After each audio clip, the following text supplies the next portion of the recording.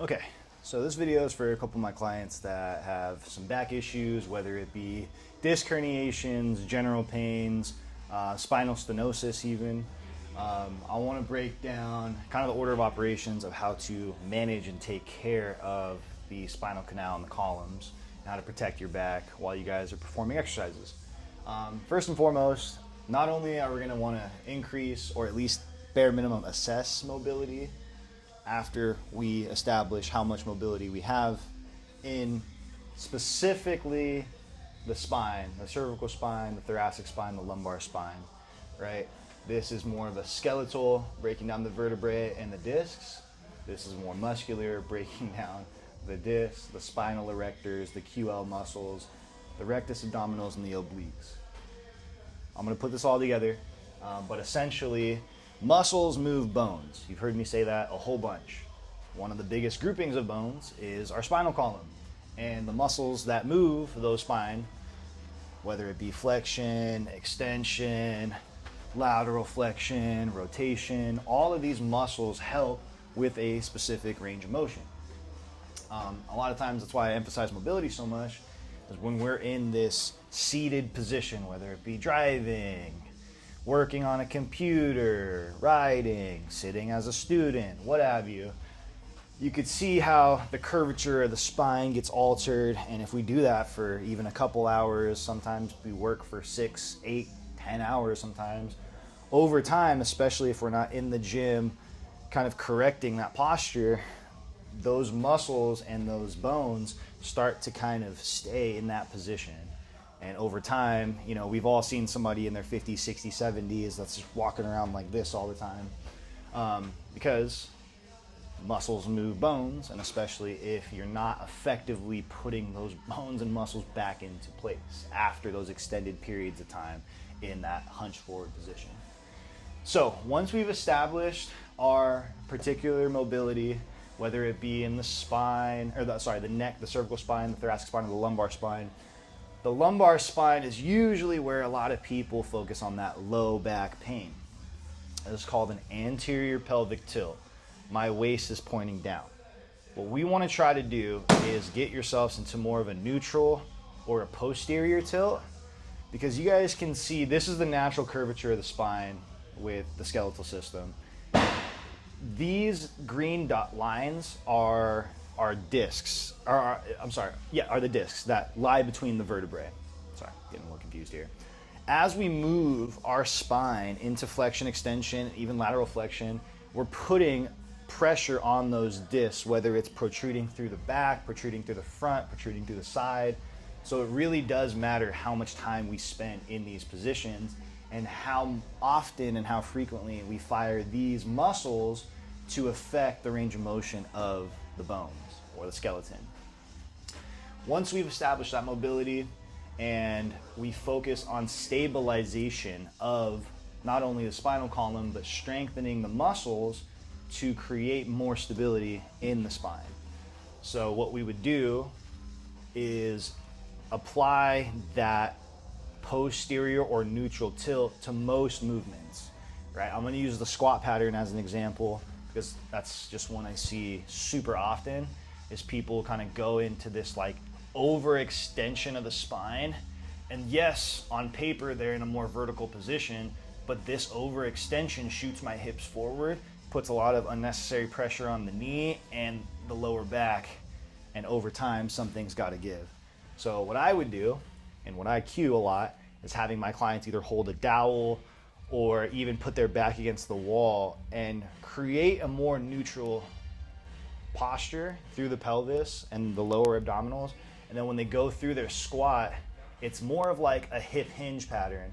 So yes, I am dropping my chest a little bit more forward, but I actually feel my glutes hams stretch. I don't feel any pain in my knees or my lower back, and I actually feel like the muscular system is doing the work to keep me safe and not put any unnecessary pressure through the joints of the skeletal system. So after we create more stability in any range of motion, I use the squat as an example for the thoracic lumbar kind of tie-in, but even the cervical spine, right? The shoulders and the head and neck, we're always here. We're always kind of in like this pushed rolled forward. It's called upper cross, because all these muscles of the anterior delts and pecs get tight and it internally rotates our shoulders. So what we would like to do is even look at the separation of my scapula here. There's a lot of space in between here. So if we do a lot of rows or external shoulder rotation, these bones, the scapula bones that I did not draw in here, they become closer together. And look what it does to my spinal column. It allows me a more upright, erect posture. Not only does it help with the overall shoulder mobility, but also the mobility of the spine, and it creates a much safer position for me to be stable in as I march, as I walk, as I squat, and then even as you resist the urge to flex laterally or rotate. It's called anti-rotation or anti-lateral flexion. A lot of times you see people like hold a plate and do a bunch of these like oblique crunches, but really you'd be much better off holding a really heavy weight and resisting the urge to move, because that's going to create a lot more stability in the core through the obliques and the anti-lateral flexion muscles. And then of course, focusing on that endurance and strength and power kind of go hand in hand. Endurance would just be more for time, how long of a time under tension can we activate these muscles to either put us in a more neutral position or at least bare minimum take pressure off of these discs or off of these nerves that cause us a lot of pain.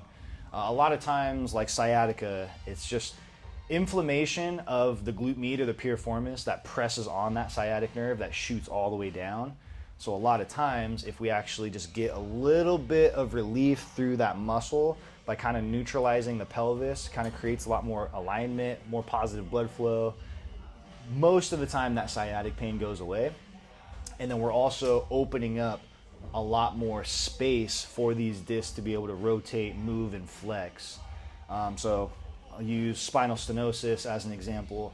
So stenosis is just the narrowing of the canals. And a lot of times it's these little micro movements, like a lot of high volume of crunches or back extension or even like rotation. And it's just too much time in one pattern. So typically what I like to do, kind of reverting back to the anti-rotation or the anti-lateral flexion movements, is just focusing on tension. And not tension like feeling the burn throughout repetition, more tension just like how well can I get these muscles to fire under as little movement as possible, right? We talk about how muscles move bones, but sometimes if we're not moving with proper mechanics or biomechanics, these other muscles and bones tend to take over, and that's where we get hurt because compensation's in the long run. So spinal stenosis, opening up the cavities, is kind of the similar thing. You kind of want to maintain more of this neutral kind of flex forward posture, and that's actually going to open up a lot more space in the low back. There's going to be things you're going to want to avoid, like super duper duper deep squat, because no matter how stable you are in the pelvis or in the core, there's too much rotation for the pelvis, and that is just not necessarily worth the risk. Same thing with like a super duper heavy deadlift. Now, not to say you couldn't RDL with a shortened range of motion or do like a kettlebell, but if you think it's probably going to hurt your back, maybe find just a light regression for the time being. When it comes to these alternate movements, it's usually going to be a counterbalance. So a lot of times when people back squat, another squatting example, but all this load on the back makes me kind of extend my thoracic cavity, and it puts a lot of pressure on my back. Whereas just doing something like a front squat or a Zercher squat, look what it does to that thoracic cavity. It allows me to tuck the pelvis and squeeze my abs. And I've been doing Zerchers religiously now for at least a year or two, and I've yet to have a back flare up when I do any front-loaded Zercher or front squat, because I use that as a counterbalance for me to brace, and that opens up a lot more range of motion for my hips to rotate safely. A lot of times, if I'm like just focusing on keeping an upright posture with all that weight pushing me down, something's got to give, and it's usually the lower back. When it comes to development of the legs too, the lumbar, the sacrum, the coccyx, all of these, they're bigger discs bigger bones, but they're in a more compacted area. And that's why the pelvic tilt really does matter a lot. So strengthening the lower abdominals would really help too. So, you know, we all know about like the hanging leg raises, like imagine I'm hanging and we do this. Now, a lot of times we get too much stretch from the extension and that's still gonna light up the back. So what you wanna do is focus on a neutral pelvic floor. So hopefully you guys can see me. I'm gonna move this down. So this version of the dead bug keeps the back a lot more flat on the ground, but that's exactly what we want to drill that posterior tilt, right? So even me laying neutral, you guys can see a little bit of space right here. So if I lift my legs up, there's still a universe where my legs are up and I can still extend my spine and you can still kind of see the space in between, or we don't want that. I want to be able to bare minimum kind of breathe your belly button into the floor, lift your hips slightly. That already is a much more neutral position. I actually feel my abs fire. But if I want to kind of overcorrect, I bring my shoulders and head up into this flex forward position with my hips off the ground, my shoulders off the ground. The distance my abs travel is not very far, so I can contract very well. But also my back is almost like decompressed. Since I'm in this flex forward position, I'm almost like here. But that's how I create a lot more stability through my abdominal wall and support through the low back rather than being here. And I know it seems counterintuitive, but kind of going back to the whole mobility, stability, endurance, power phase, right? If we don't have the mobility or stability to maintain proper posture, and then we go for like a strength or power-based movement like a deadlift or a heavy 1 rep max squat, right? All of these discs that we're worried about of the low back, they're gonna, if they're not stable enough and they don't stay in this neutral position, they're gonna shoot out the sides like this, causing pain from either the back part of the disc or even the front part of the disc. So what we want is right here, this neutral position, and you guys can see, right, more neutral, a lot of tension up here in the neck, and like the middle of the back happens right around the neck because of that pressure. Same thing with the tie-in from the thoracic spine to the lumbar spine. A lot of pain happens through the back, right, because of all of that compression through the discs. So muscles move bones, right? So by strengthening those spinal erectors, the QL, the abdominal wall, and the obliques, that's how we're gonna focus on that extension and flexion forward, the rotation, and the anti-lateral flexion. Now, I know that was a very wordy video, but you guys have heard me talk about the foundational movement patterns, that are the push, pull, hinge, squat, carry, rotate. And just to give you like a solid example, push-up, right? Sometimes we see push-ups like this in this extended position. So what I would want is a more tucked neutral position in every single push pattern, whether it be push-up, dumbbell press. Actually, bonus points if you do a single arm dumbbell press, because that's gonna kind of force you to contract a little bit more. Floor press with your back flat on the ground. Even any machine pressing on the Smith machine or even the machines we have back here, just don't be in like a two arch position. Just always kind of keep that back nice and flat. Same thing with the pull. Bent over rows are a big one. Bent over, sometimes people end up in this overly extended position and they're here. Now, if you can keep tension in your legs, that's fine. But for the most part, just focus on that neutral lower back position. So push, pull, hinge, of course, we've gone over that one. Same thing with the neutral pelvis, or neutral abdominal wall, allowing the pelvis to rotate in our hinge, as well as rotate in the squat. And then the rotation, we do want to be able to rotate, but we also want to resist the ability to rotate, the anti-rotation. So we could do Pallof press with a band, with the cable. You could do it against a wall with a partner. And then, of course, the lateral flexion or the anti-lateral flexion.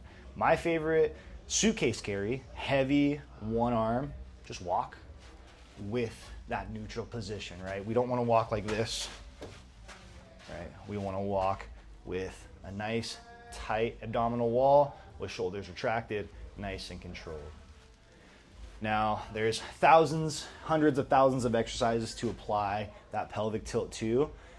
It's literally going to take years to even make it make sense, but at least try to tie in that pelvic tilt to most movements, and I would be remiss to say it wouldn't solve most of the pains. And of course, there's going to be those one-offs with the compounds, the squat, and the deadlift.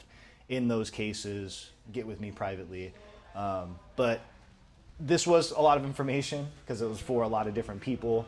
Herniations of either the cervical or the lumbar spine, spinal stenosis, just general back pain in general. This is my approach and a proven way to kind of rebuild the spinal column, whether it be the muscular system or the skeletal system. And who knows, even if you're having like any nerve pains like sciatic and whatnot, like that could also be fixed with a lot of these techniques. So questions, comments, concerns, get at me, burkdoeswork.com or burkdoeswork on Instagram, or shoot me a call or a text if you know me.